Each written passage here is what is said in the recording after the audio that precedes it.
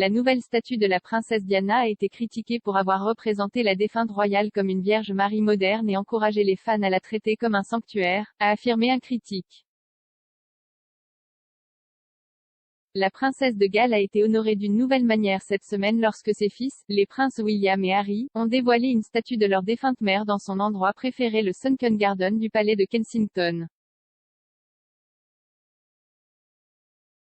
Lors d'une cérémonie dépouillée, les frères séparés se sont réunis pour marquer ce qui aurait été le 60e anniversaire de Diana jeudi et révéler ce nouvel hommage. La grande statue montre la princesse de Galles dans une période ultérieure de sa vie avec les cheveux courts et les mains posées sur deux enfants tandis qu'une troisième enfant se tient légèrement derrière elle. Mais, l'œuvre d'art très attendue, commandée pour la première fois par ses fils en 2017, à l'occasion du 20e anniversaire de sa mort tragique, a divisé les sphères royales.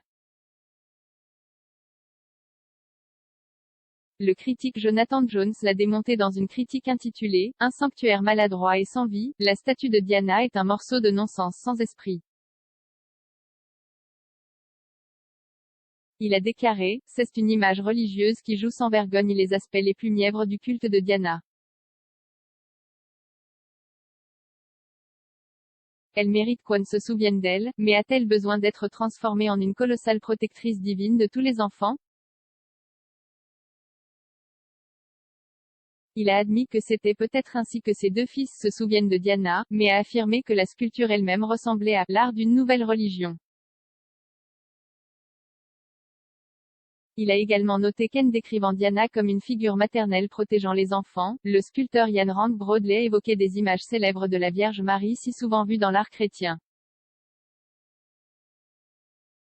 Écrivant dans The Guardian, Monsieur Jones a déclaré, même sans cette allusion spécifique, l'image de la mère et de l'enfant est un pilier catholique depuis plus d'un millénaire et avant celle qui figurait dans l'art religieux égyptien.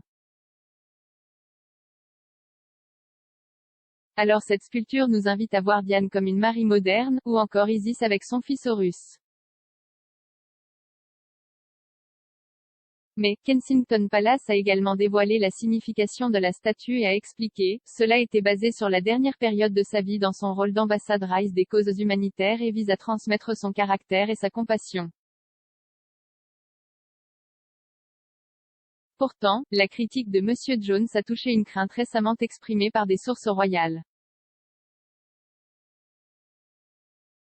Comme la statue est le premier grand point d'intérêt public pour les fans de la défunte princesse de Galles depuis sa mort en 1997, on craint de plus en plus qu'elle puisse être transformée en sanctuaire. Le public a même été invité à ne pas laisser de fleurs au pied de la statue de bronze pour éviter d'en faire un lieu de culte ou de pèlerinage. Une source royale a déclaré au Télégraphe la semaine dernière, toutes les fleurs ou hommages laissés là-bas seront retirés et placés aux portes dorées, où ils ont toujours été autorisés. Il y a un fort désir que cela ne devienne pas un sanctuaire.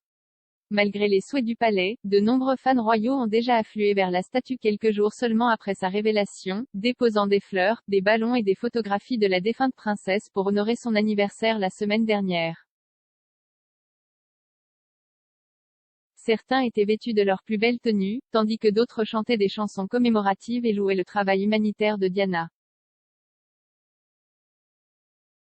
Cependant, tous les observateurs royaux n'ont pas été impressionnés par l'œuvre d'art, beaucoup se sont rendus sur Twitter pour dire que la sculpture ne lui ressemble pas beaucoup, tandis que d'autres l'ont même condamnée comme laide. Les équipes de conservateurs des palais royaux historiques s'occuperont de la statue car elles sont déjà chargées de garder un œil sur les hommages existants au roi Guillaume III et à la reine Victoria. L'équipe de sécurité du palais de Kensington, qui patrouille le domaine royal 24 heures sur 24, vérifiera également qu'aucun mal ne vient au sculpteur tandis que du personnel supplémentaire surveillera les jardins de Kensington lorsqu'ils seront ouverts au public. Harry et William auraient commandé la statue après une série de problèmes avec la fontaine commémorative Diana de 3,6 millions de livres sterling à Hyde Park à Londres.